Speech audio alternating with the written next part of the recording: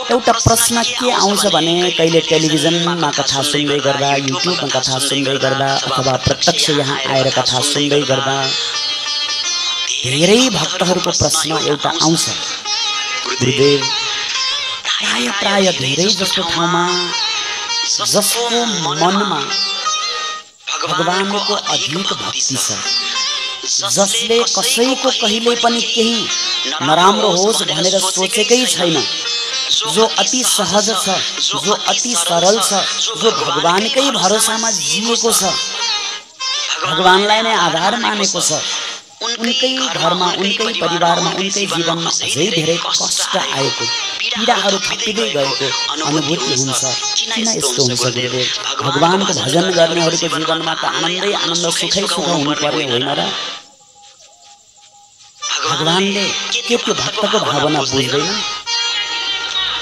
जो प्रभुको शरणागतिमा गएको छ, जसले भगवानलाई नै आधार मानेको छ, जसले सर्वस्व प्रभु ठाकुरलाई नै मानेको छ, जसले कसैको कुभलो चाहँदैन, जसले बरु आफूलाई कष्ट होस् तर अरू रमाएर रहन्, सबैको राम्रो होस् भन्ने भावना जसको छ, थोरै रत्ती भर पनि कसैलाई मेरो कारणले दुःख दिन नपरोस् भन्ने जसले भावनामा राख्छ, झन् त्यस्तै व्यक्तिको जीवनमा अनेक कष्ट आउँछ, अनेक पीडा थपिन्छन्।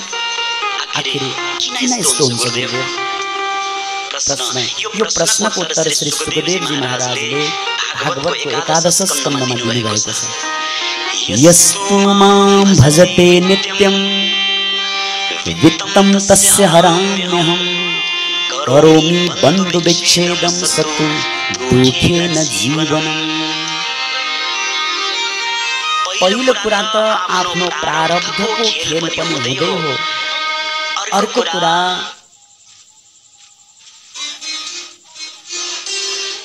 जसको जीवनमा त्यस्ता भक्तहरूको जीवनमा त्यस्ता दुःख कष्टहरू आउँछन् नि, त्यो भगवानले दिएर आएको होइन, भगवानले दिएर आएको होइन।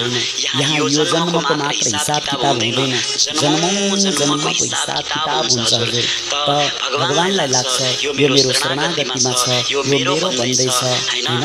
यसका जीवनमा अनेक दुःखहरू थिए, अनेक प्रकारका केही संस्कारहरू पनि थिए, यसको प्रारब्ध यस्तो छ। अब बिस्तारै थोरै गरेर कति जन्मसम्म भड्काइरहने, कति जन्मसम्म यसलाई घुमाइरहने, जन्मौं जन्मान्तरका ती कलुषितहरू एकैचोटिमा नष्ट गराइदिन्छु र मैले आफ्नो बनाउँछु भन्ने भगवानले सोचेर आखिर आफ्नो प्रारब्ध नभोगी हुँदैन। बस जन्मौं जन्मान्तरको प्रारब्ध एकैचोटि जलाउन खोज्दाखेरि, भस्म गराउन खोज्दाखेरि त्यो कता कष्ट भएको हामीलाई अनुभूति हुन्छ। तर त्यो भगवानले दिएको होइन, आफ्नै प्रारब्ध हो। कसैलाई भगवानले अति प्रिय बनाउनुहुन्छ, जन्मौं जन्मान्तरको चक्र क्षणभरमा जलाएर भस्म गरेर आफ्नै काखमा, आफ्नै गोदीमा तुरुन्तै स्वीकार गर्नुहुन्छ। कसैका अनेक प्रकारका अझै केही छन् भने बिस्तारै अर्को कुरा सामान्य भावले सोचौँ भने पनि भक्तिमा पनि परीक्षा हुन्छ अरे के हजुर? परीक्षा, अब परीक्षा जस्तो विद्यार्थी छ सोही अनुसारको परीक्षा हुन्छ। शिशु कक्षामा पढ्नेवाला विद्यार्थीलाई 11 12को क्वेसन सोधेर थाहा हुँदैन। भक्तिमा पनि त्यही अनुसारको जसको तीव्रता छ, जसको दृढता छ, सोही अनुसारको परीक्षा। यानी भगवानले जन्मौं यतिसम्म एकैचोटिमा मैले त्यसका जन्मौं जन्मान्तरका प्रारब्धहरूलाई म नष्ट गराइदिन्छु भनेर त्यसरी प्रभु परमात्माले आफ्नै प्रारब्धहरूलाई एकैचोटि नष्ट गराएर निर्मल र पवित्र बनाउँदाखेरि कहिले हाम्रो जीवनमा कष्ट थपिएको अनुभूति हुन्छ अरे। तर भगवानको बाणी छ, ददामि स्वपदम चापि देवानाम अपि दुर्लभम।